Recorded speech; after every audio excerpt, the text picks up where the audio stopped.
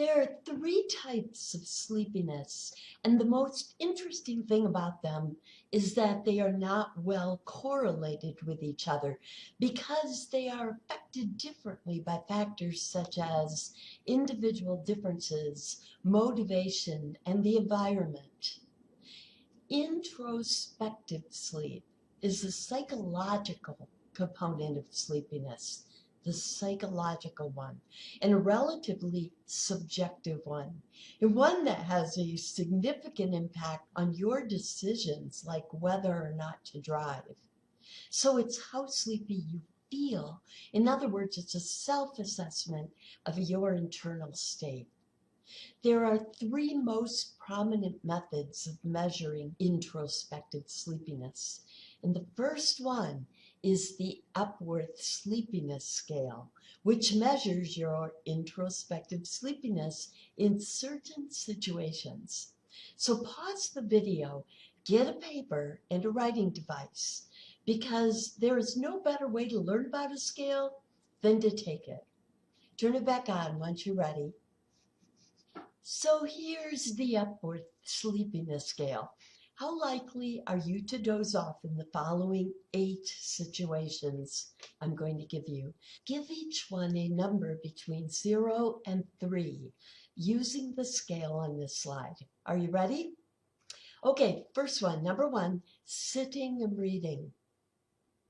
Number 2, watching television. Number 3, sitting inactive in a theater or a meeting. Number 4, as a passenger in a car for 1 hour without a break. Number 5, lying down to rest in the afternoon. 6, sitting and talking to other people. 7, just sitting quietly after lunch without alcohol. Number 8, while in a car, stop for a few minutes in traffic. If you are using this scale for a certain population, and you can add more items as you learn about their common activities and the environment. For instance, a school psychologist might add one about sitting in a classroom. By the way, here's a great example of how variables like individual differences can affect introspective sleepiness.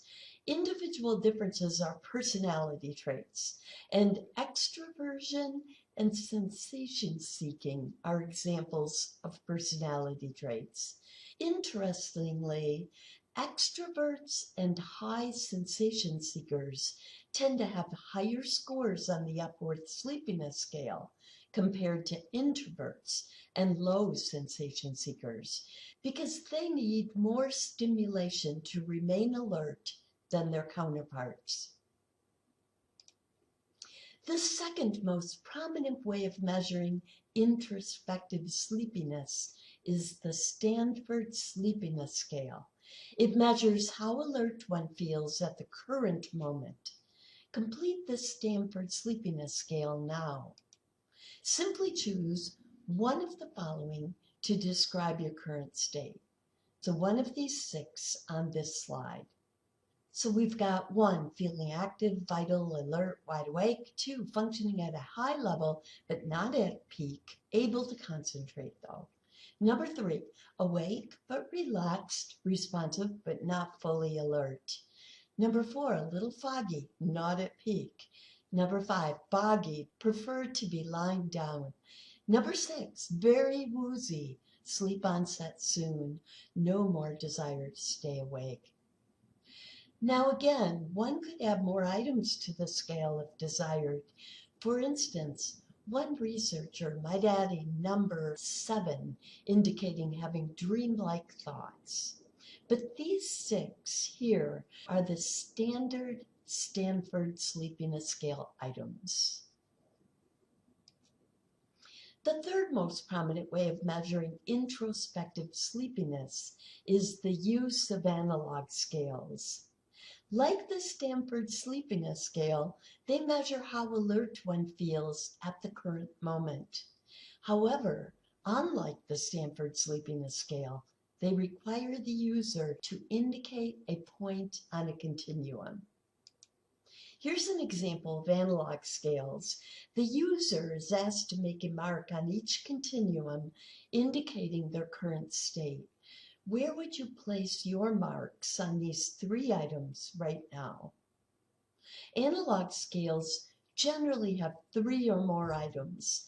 This is because different people can interpret the same words a little differently.